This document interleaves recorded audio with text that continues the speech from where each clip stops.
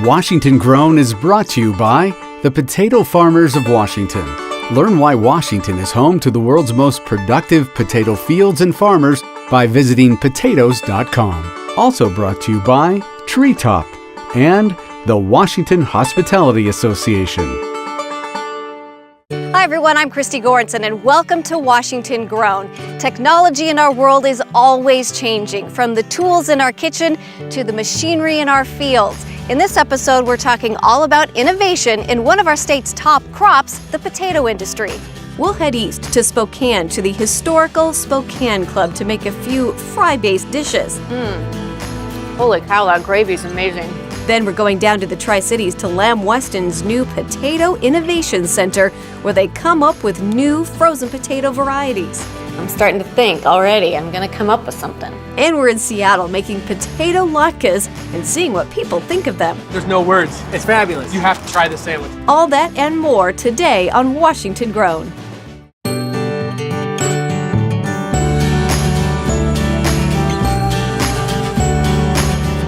Hey, look at that!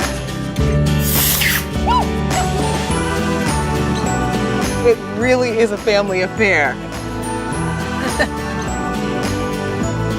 Cheers. Cheers.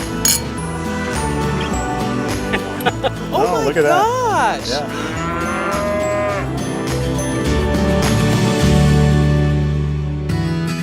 First up today, we're off to Spokane's historic and prestigious Spokane Club. The Spokane Club was built at the end of the 1800s when a group of business and civic leaders in town came together to form a social organization, and it's lasted more than 125 years. Flash forward to today, and the club is still going strong with a large following that's there for the social activities, the fitness center, and of course, the amazing food. I eat here quite often at the Spokane Club, probably 3 or 4 times a week. It's one of our favorite places. It's just casual. It's like the old Cheers Tavern for us. It's just where we can call home. They make a club chip here that is really spectacular. It's a homemade potato chip. They're extra thick and crispy. They are really good. We should order some. It's definitely my place to come just to hang out and enjoy good food. I love the club. Executive Chef Aaron Crumbaugh recently started at the Spokane Club, but he isn't new to cooking. You've been on TV before. Yes. So the first time was actually non-cooking related. It was The Amazing Race. How far did you get? We finished 4th, and then I've been on Cutthroat Kitchen, so Alton Brown. And then this year I was on Food Network Star. That's cool. Yeah. I mean, it sounds like you really enjoy coming up with new ideas and that sort of thing. That's part of being a chef, is the creative outlet. You know, it's like, give me a pen and a piece of paper and I could not draw you a thing. But Yeah. give me different vegetables and sauces and meats and whatever else, and I'll paint you a beautiful picture on a plate. I have no artistic ability whatsoever when it comes to brush and pen, but food I'm is pretty your good. thing. Coming up, we're in the kitchen with Chef Aaron to cook up a couple of fry-based dishes, poutine and pulled pork loaded fries. Yeah, I'm gonna sweet poutine. continue eating. He's gonna do all the work. Love it. Just like my wife.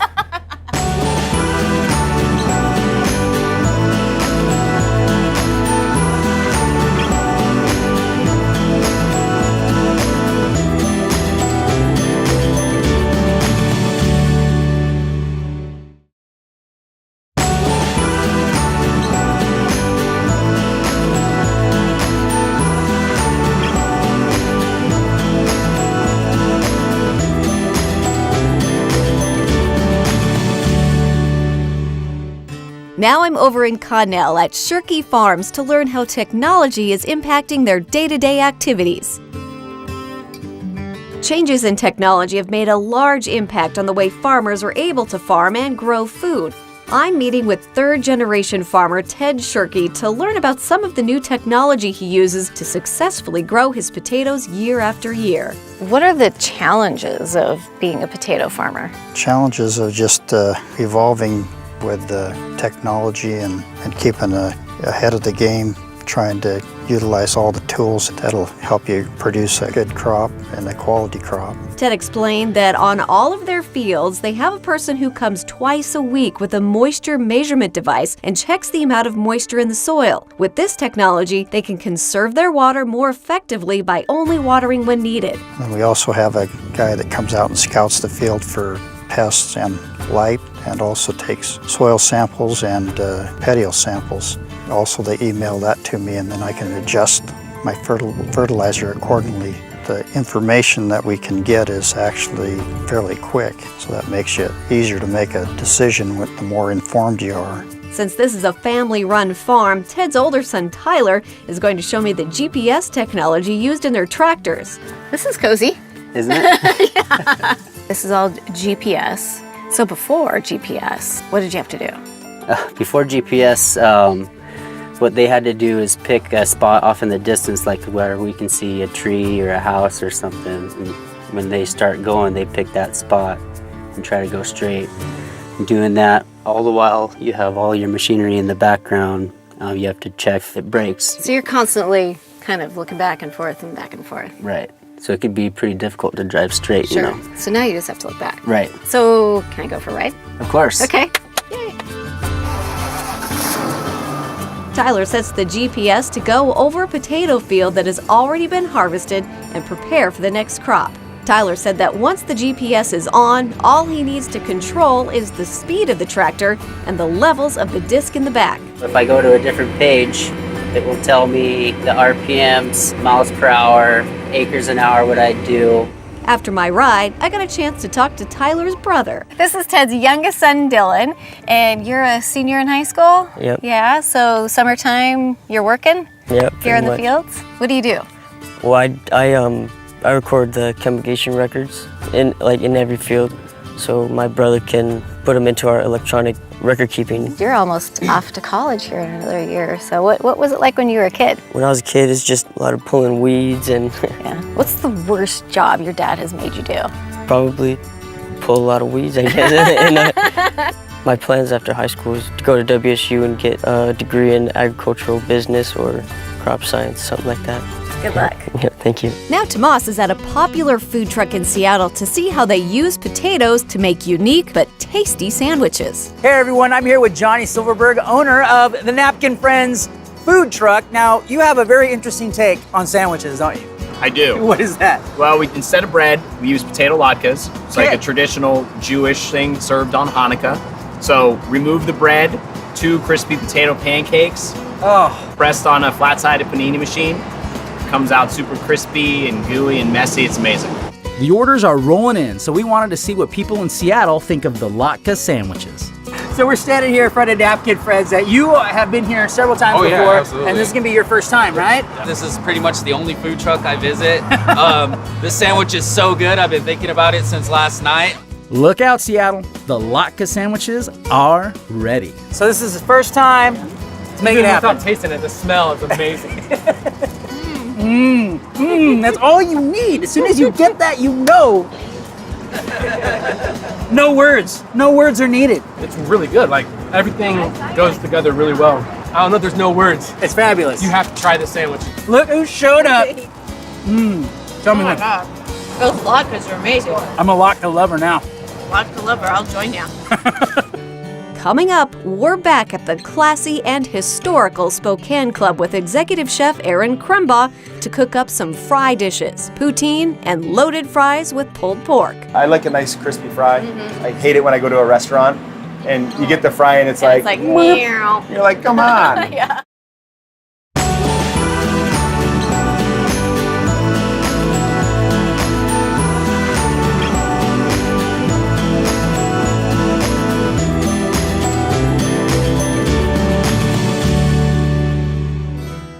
Technology is always advancing in farming, so I'm in Pasco to learn how infrared technology is being utilized with farms. I'm here with Mike Stevenson with Professional Ag Services. Tell me what Professional Ag Services does first. Well, we've been around since 1987, and the 2 main services we provide are infrared aerial photography and also moisture monitoring and irrigation scheduling using a neutron probe. What are the benefits of the infrared aerial photos? We can see irrigation patterns. Is the irrigation system applying water uniformly? We can see variations in soil type and variations in just the overall condition of the plant. Mike showed me some examples of infrared pictures and explained that the color red means the plant and soil are in good shape. I mean, I'm no expert, but it looks like there's some issues Yes. Right? Yeah, if you look at the circular pattern, Uh-huh. that is related to the irrigation system. And the darker the red, the more vegetation.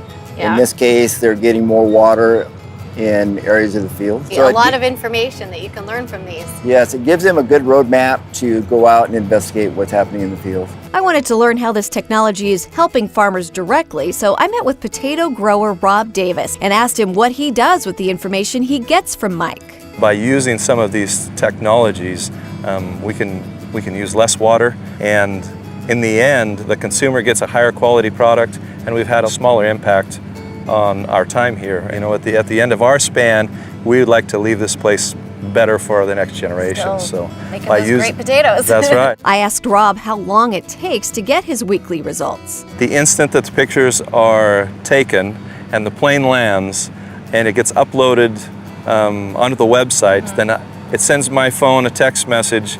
I know that the pictures are on the website, and not only me, but the rest of the potato managers can log in, they can look at their individual fields, they can see the progression from what did last week look like to what does this week look like. We can kind of try to also look at the correlation between where is the water chart at, what does the picture look like, what's the nutrients in the soil look like, and start to put all of those pieces of the puzzle together so that we can grow the best possible, highest yielding quality crop that we can with the fewest inputs.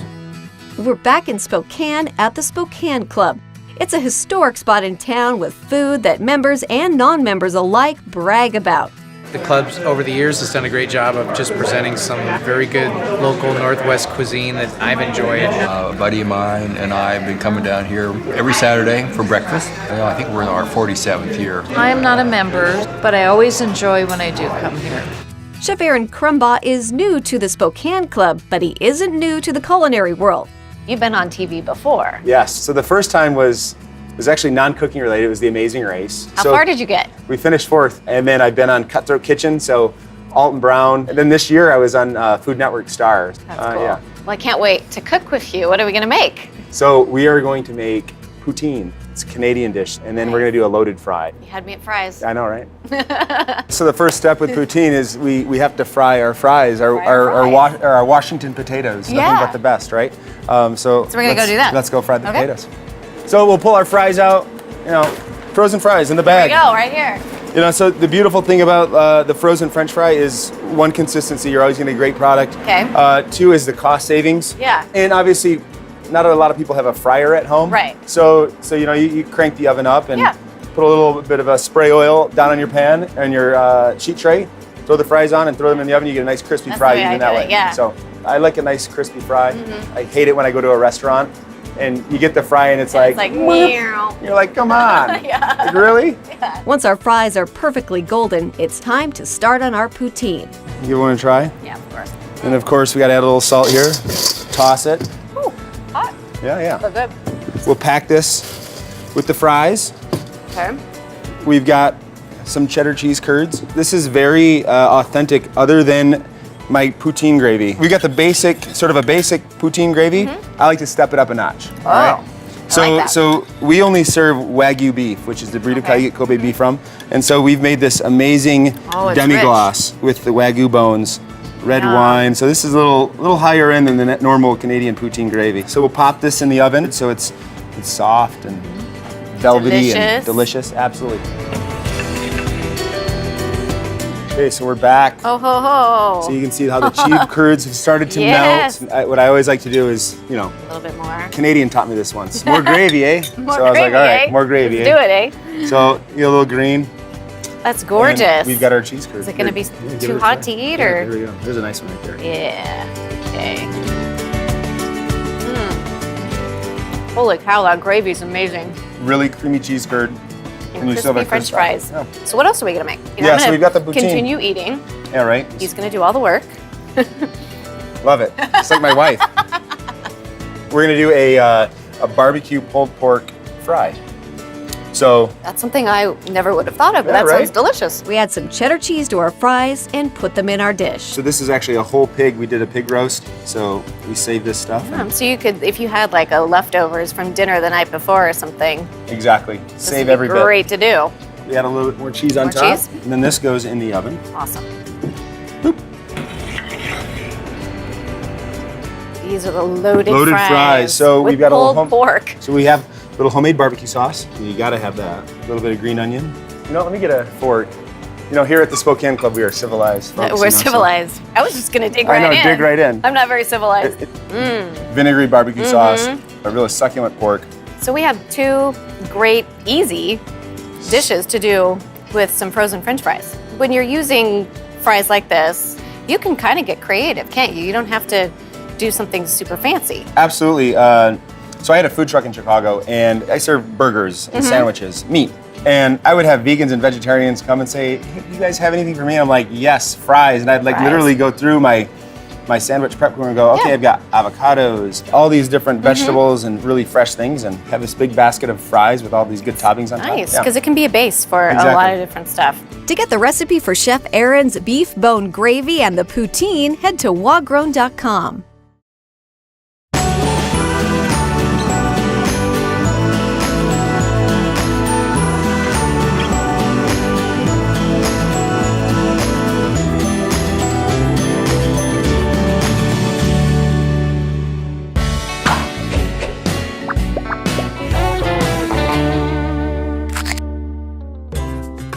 There are bushels of buzz these days about eating whole foods.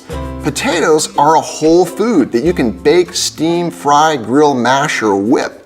Potatoes were first cultivated about 5,000 years ago, and French fries were introduced to America by Thomas Jefferson at a White House dinner. Their colors range from golden yellow to deep purple, reflecting different types of flavonoids that are beneficial for immune function. Potatoes come in different shapes and sizes, from fingerlings to the size of your fist. The beauty of the potato lies in its versatility. They can be sided up to a freshly grilled salmon, a filet mignon steak, or made into a lentil burger. Washington's rich soil and fertile growing conditions provide an excellent climate for potatoes to thrive and absorb minerals like potassium, iron, selenium, and manganese, along with vitamin C and vitamin B6. When it comes to calories, an average russet potato contains about 110 calories, which means it's more about what you put on the potato. Besides being nutrient-packed, potatoes are a cost-efficient, complex carbohydrate that when stored in a cool and dry place can keep for several weeks. Whether you're eating French fries at the White House or enjoying your potatoes sliced, diced, whole, or hashed, they're a great choice for nutrient-packed whole foods flavor. Our next stop is in Richland at the Lamb Weston Innovation Center. Lamb Weston is one of the world's largest suppliers of frozen potato products, developing some of our most popular potato dishes. First, I met up with Vice President of Research and Development, Chris Reynolds, to get a quick tour and find out more about what happens at this innovation center. This is quite the building. Yes, it's designed to be visually exciting to our consumers and inspiring. Possibilities. The possibilities in potatoes. And be inventive. Yeah. That's what we talk about. So. Okay, so you want to give me a little tour? Sure, I'd be glad to. Really fun. The first room Chris takes me to is their Explore room. Well, I like this. So take a walk in our potato dreamland.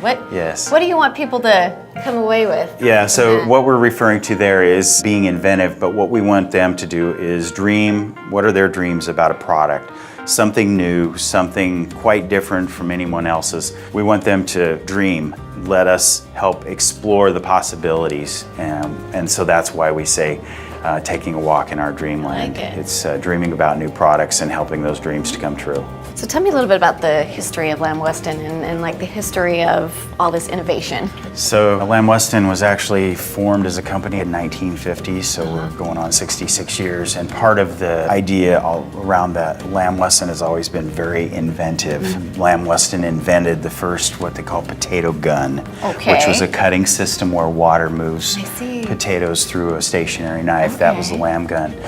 Since then, we have had many other innovations that you can see. We have some so steam 3D, instead of peel. Right, we peel all our potatoes using steam, so there's no chemicals. Some of the other innovations that we've had, the twister fry. We actually invented the cutting system to generate a twister fry. Okay, I'm starting to think already. I'm gonna come up with something. You're gonna come up with something? All right. Well, we love new ideas, so you'll have to tell me as soon as you know. Next, Chris takes me to my new favorite place, the Possibilities Kitchen. There, I meet their executive chef, Glenda Murray, who invites me to help cook up some of her popular dragon tail fries. So we're gonna make some magic, right? Yes. Is that what happens here in this kitchen? You explain kind of what you do.